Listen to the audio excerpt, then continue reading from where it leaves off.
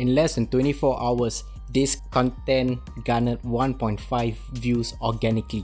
Why? Was it Samuel L. Jackson? Would it have gotten the same results if I put my face? Or perhaps wear a coat? Who knows? In this video, I will be sharing the anatomy of a great video content that you can use in your business today.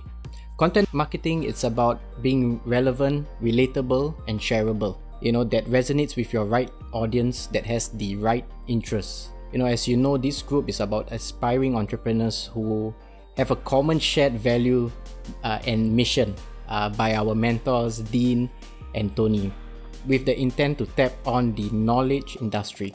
Now, when it comes to online marketing for products, services, or information, as a business owner myself, it becomes a struggle due to the changing landscape of social platform algorithms and the rising cost of clicks and the cost to acquire customers that do not give the best return on investment.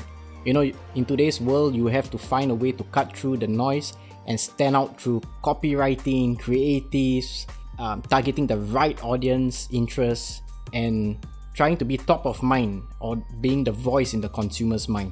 Done correctly, you can harness the true powers of the platforms. I also did another test straight away using this picture, which did not make the cut. The bottom line in marketing is always be testing and measuring. And once you know what works in a particular market segment, build upon that with content iteration, meaning to build upon the measurements of success. As what Tony Robbins once said, success leaves clues. In today's modern world, that clue is your data you collected through advertising and feedback, and it's used for the next content post. Just one thing to note, just because you post something and no one likes it or comment, does not mean you need to stop posting or syndicating that content, because most platforms are a pay-to-play game. Meaning for a page that has 1,000 people, only 5% of your audience will see the post. Regardless it's in a group, a page, or a profile, generally speaking. This is based on our testing and observation in a few industries, and through continuously testing and interpretation of the stats and learning from industry experts. A post like this organically would propel me to boost $1 a day in advertising to create derivatives of the content over a period of 7 days. I've learned this from Dennis Yu. And depending on your objectives, it will go through 3 stages: cold, warm, and hot. 3% of your markets are hot buyers, and most people aim for that 3% and they burn a lot of ad spend. So this leaves you room for the remaining 97% of the market to generate leads using a host of techniques which I won't go to in this video. Each of the marketing stages would require different message. It's similar to dating. You don't ask a girl or a guy to marry you on the first date. So the question that comes out from a top post, I will spend time like Gary Vee to respond. As you can see, I replied to every one of you with a heart, and also reply does 2 things.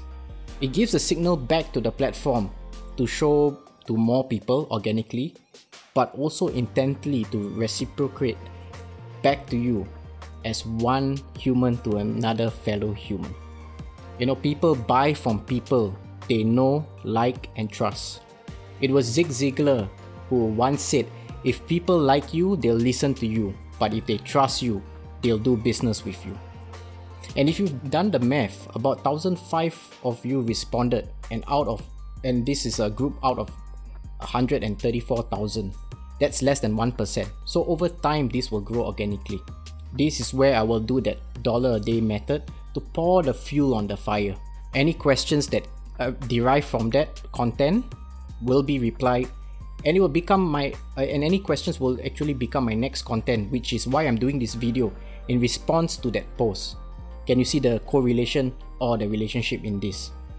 You are working with both the robots, which is AI and machine learning, and people. You have to know both dynamics are at play, and you need to orchestrate the dance between both based on your goal, your message, and the call to action.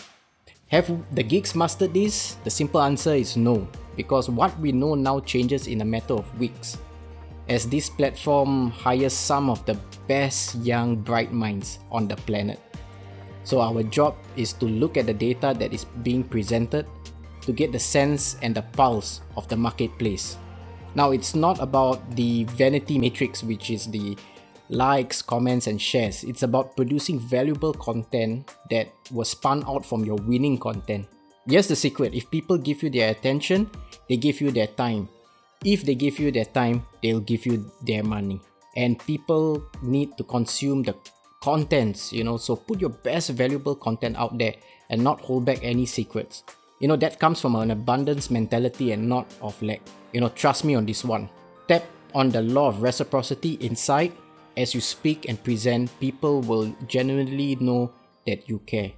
Give something right away that your audience can solve a pain, and once they know you, like you and trust you, you gain something known as brand equity or social capital, which most marketeers I know don't talk much about this. Another point to note that each piece of content you place on a different platform are different in purpose and nature. For example, for Google, it's about search intent.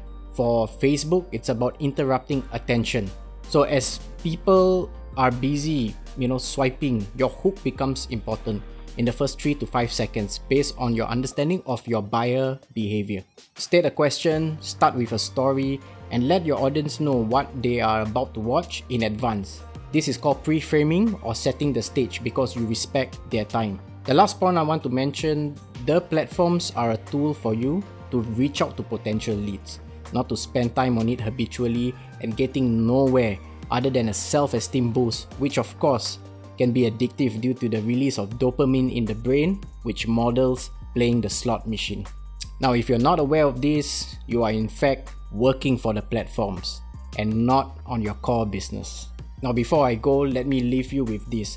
If you're not producing content, what are you consuming?